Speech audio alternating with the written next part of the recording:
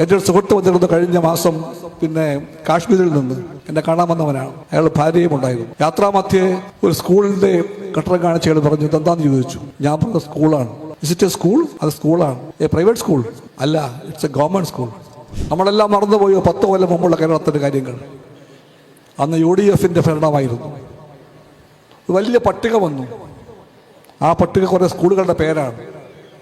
Government അന്ന് പറഞ്ഞു, UDF പറഞ്ഞു, ഈ സ്കൂളെല്ലാം പൂട്ടാൻ പോവുകയാണ്. എന്താ പൂട്ടാൻ പോകുന്നത്?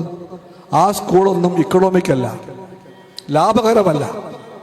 പൊതുപള്ളിക്കൂടങ്ങളാണ്, അല്ലാതെ കച്ചവട സ്ഥാപനങ്ങളല്ല.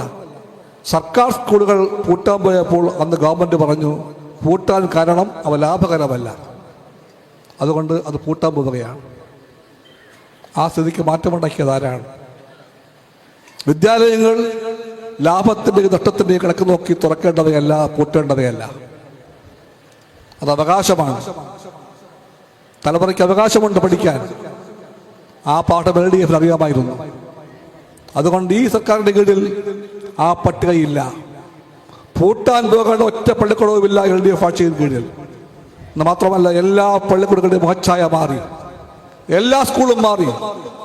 എൻ്റെ ഒരു സുഹൃത്ത് വന്നിരുന്നു കഴിഞ്ഞ മാസം. കാശ്മീരിൽ നിന്ന് എന്നെ കാണാൻ വന്നവനാണ്. അയാൾ ഭാര്യയും ഉണ്ടായിരുന്നു. യാത്രാമധ്യേ ഒരു സ്കൂളിന്റെ കെട്ടിടം കാണിച്ച് അയാൾ പറഞ്ഞു, ഇതെന്താന്ന് ചോദിച്ചു. ഞാൻ പറഞ്ഞ സ്കൂളാണ്. It A school? അത് സ്കൂളാണ്. പ്രൈവറ്റ് സ്കൂൾ അല്ല, ഇറ്റ്സ് എ ഗവൺമെന്റ് സ്കൂൾ. സർക്കാർ സ്കൂളോ? ഇത്രയത്തില്ല സ്കൂളോ? വിശ്വസിക്കാൻ അയാൾക്കായില്ല. ഇത് ഒറ്റപ്പെട്ട കാര്യമല്ല. ഒരാൾ ബീഹാറിൽ നിന്നും വന്നാൽ, ഒരാൾ UP യിൽ നിന്നും വന്നാൽ, മഹാരാഷ്ട്രയോ മറ്റെവിടെയോ ആകട്ടെ വന്നവൻ നമ്മുടെ എല്ലാം വിദ്യാലയങ്ങൾ കണ്ടാൽ, ഗവൺമെൻറ് സ്കൂൾ കണ്ടാൽ അവർ പറയും, ഇതെന്തോ ഹോസ്റ്റലാണെന്ന് പറയും. മനോഹരമാണതിൻ്റെ അകവും പുറവും. വിദ്യാർത്ഥികളെ നാം ചേർത്ത് പിടിച്ചത് അങ്ങനെയാണ്. നമ്മുടെ മക്കളെ നാം കൈവിട്ടിട്ടില്ല. നാം പറഞ്ഞു, നമ്മുടെ മക്കൾക്ക് നല്ല വിദ്യാഭ്യാസം കൊടുക്കും. മക്കളെ നമ്മൾ മൂല്യബോധം പഠിപ്പിക്കും. നാം സമത്വത്തെപ്പറ്റി പഠിപ്പിക്കും.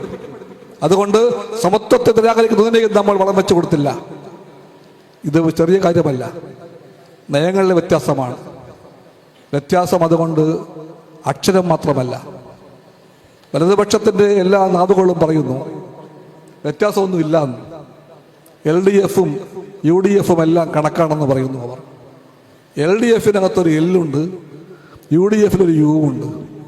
ഒറ്റ അക്ഷരം മാത്രം വേറെ, ബാക്കിയെല്ലാം ശരി. ഈ നാട് പറയട്ടെ, വ്യത്യാസം ഒറ്റ അക്ഷരമാണോ? ആണോ? അല്ല. വ്യത്യാസം കടലോളം വലുതാണ്. വ്യത്യാസം ആകാശത്തോളം വലുതാണ്. ആ വ്യത്യാസമാണ് ഇടതുപക്ഷത്തെ ഇടതുപക്ഷമാക്കിയത്. ആ വ്യത്യാസമാണ് വലതുപക്ഷത്തെ വലതുപക്ഷമാക്കിയത്. അതിൻ്റെ സന്ദേശമാണ് ഈ ജാഥകൾ എല്ലായിടത്തും പറഞ്ഞത്.